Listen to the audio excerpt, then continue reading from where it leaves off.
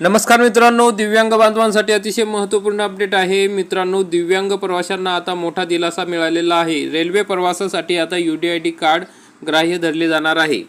मित्रांनो, रेल्वे प्रवास करताना दिव्यांग बांधवांना विविध ओळखपत्रे सोबत ठेवावी लागत होती। रेल्वेचं ओळखपत्र तयार करावे लागत होते। आता त्याची काही गरज नाही।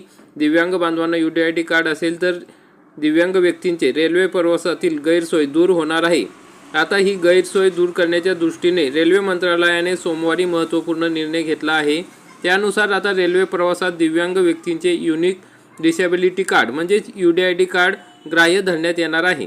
ज्या दिव्यांगांकडे केंद्र सरकारचे अधिकृत UDID कार्ड आहे त्या प्रवाशांना मेल एक्सप्रेस गाड्यातील राखीव डब्यातून प्रवास करण्याची मुभा असणार आहे। रेल्वे मंत्रालयाने दिव्यांग प्रवाशांसाठी सोयीसाठी सोमवारी हा निर्णय जाहीर केला आहे। वैध UDID कार्ड धारक आणि सवलतीसाठी पात्र असलेल्या व्यक्तींकडे प्रवासाचे तिकीट असल्यास त्यांना दिव्यांग डब्यामध्ये अधिकृत प्रवासी मानले जाणार आहे। दिव्यांगांसाठी राखीव असलेल्या डब्यात सामान्य प्रवाशांनी प्रवेश केल्यास त्यांच्यावर रेल्वे अधिनियम 1989 नुसार कठोर कायदेशीर कारवाई करण्यात येणार आहे।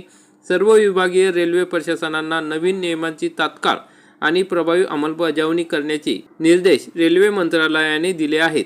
तर मित्रांनो, अशा पद्धतीने आता दिव्यांग बांधवांना UDID कार्ड रेल्वे प्रवासात ग्राह्य धरले जाणार आहे।